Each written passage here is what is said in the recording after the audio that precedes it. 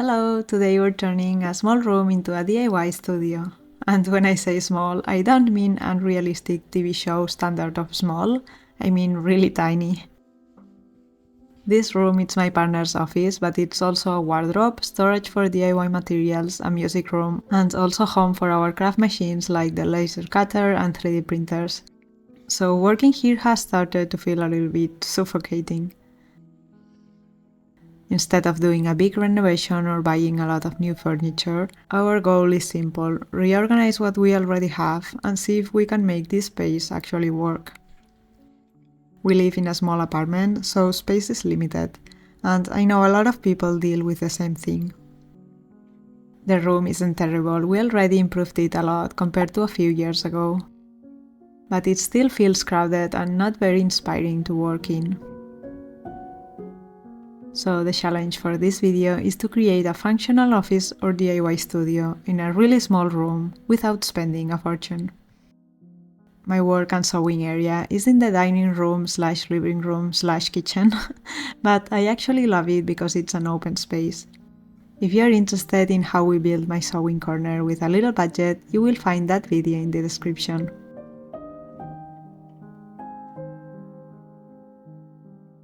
My partner's office is also a shared space. It doubles as a wardrobe for coats and all kinds of DIY materials. It also works as a music room and a home office on the days he works from home, which aren't many anyway. Our plan is to start by decluttering everything and remove at least one of the big wardrobes of the room so we can free up space for a larger desk. Also, we will try to use the walls as much as possible for vertical storage. We will build this studio in my partner's style, which is a clean white look, different from my whimsy old cottage style, which is less motivating for me, but it will be so worth it when he has a space that he can enjoy and feel inspired in. Also, a clean and minimal look will probably make the room feel bigger.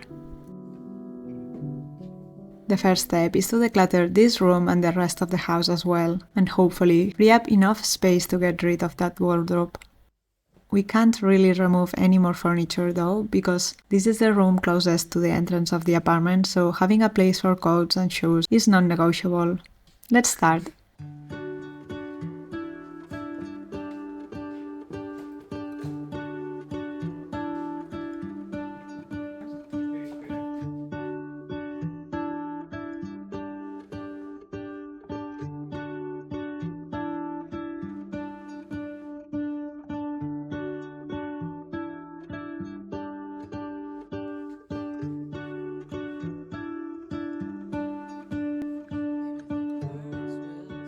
We've already decluttered and reorganized our art supplies, and now it's time to go through my partner's wood materials and tools. After that, we'll check our closets to see if there are clothes we are no longer wearing that can be donated.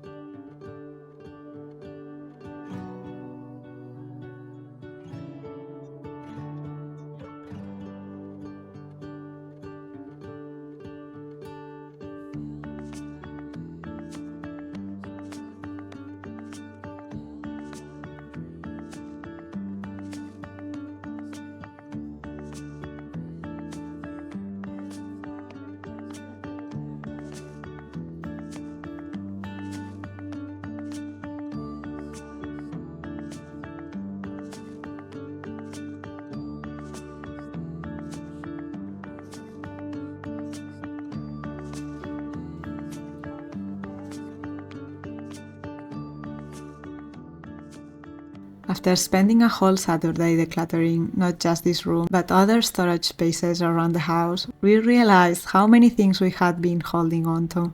Clothes we never wear, fabrics and materials we'll probably never use, and all sorts of random things that were just taking up space. It actually felt really good to let go of so much of it. A couple of weeks passed after we decluttered the room, mostly because we can only work on projects together during the weekends, but we finally reserved a full Saturday to focus entirely on this space. We woke up early with two main goals: to assemble the new vertical cabinets we bought and to get rid of the big wardrobe. We decided to remove this one, which is taller but actually offers less storage space. We'll try to dismantle it carefully so someone else might be able to use it. We will keep this wardrobe, and on top we will add a bigger cabinet almost to the ceiling, and this one will go to the side.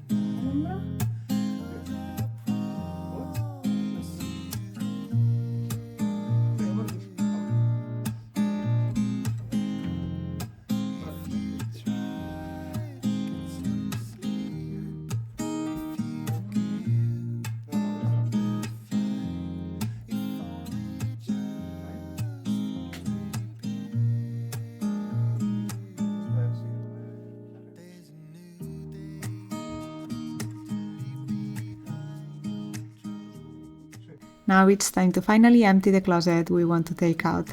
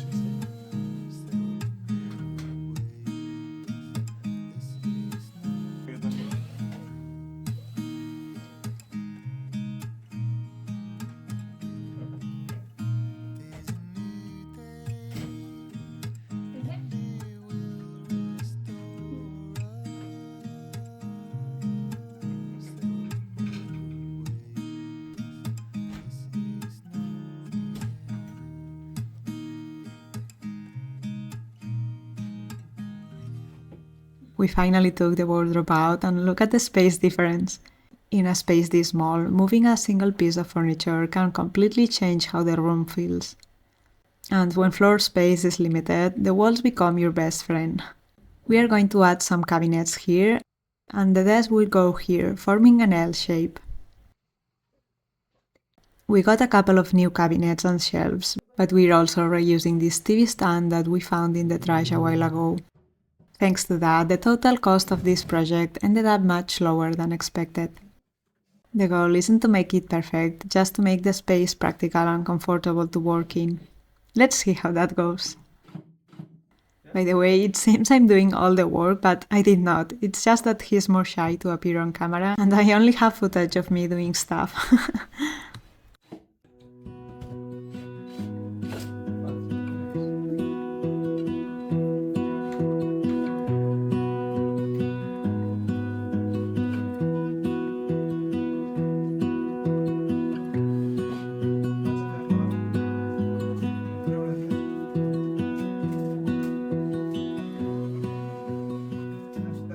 We installed the vertical storage, and for a moment we almost lost hope because it looked a little bit sad. But we decided to trust the process. We still need to install the new table board. For the desk, we are reusing the wooden board we already had, and we bought another one to create an L-shaped table.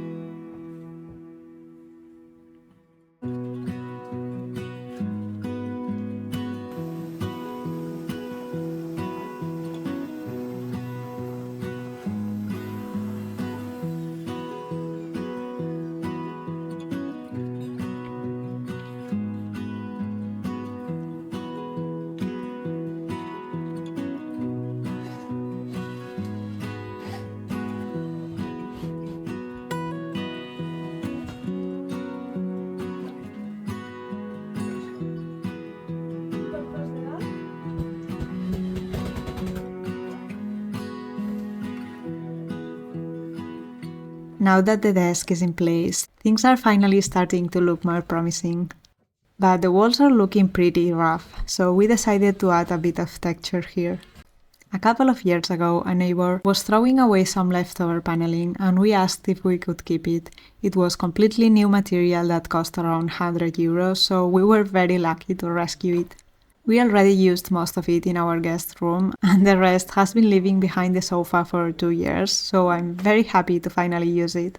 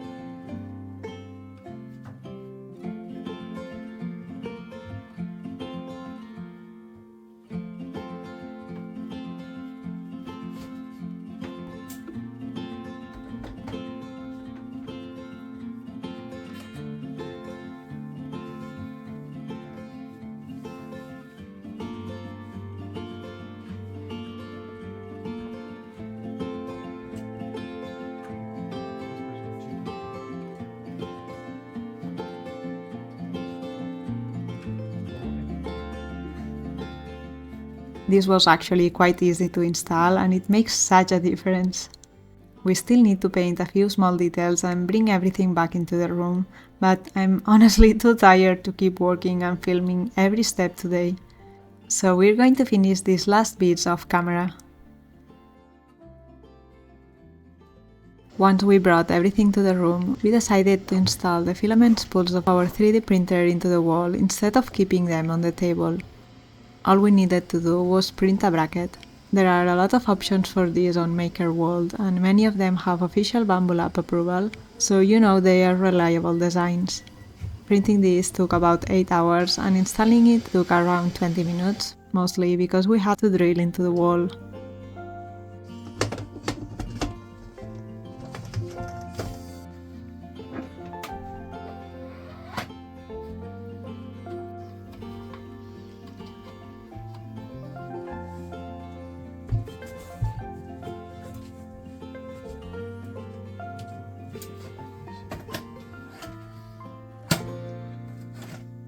it's already looking pretty good. Let's take a quick look back at how this room used to be.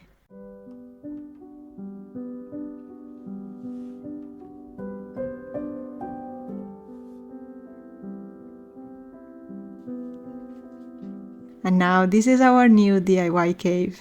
It's amazing how much difference a few changes can make. Just removing one wardrobe and rethinking the layout made the whole room feel so much more open. Now our dear machines have a proper place, the desk is bigger and everything has a more logical spot. It's still a tiny room, but now it actually feels like a DIY studio instead of a storage closet. And most importantly, now my partner finally has a place where he can work comfortably and enjoy his projects, which was the whole point of this little makeover.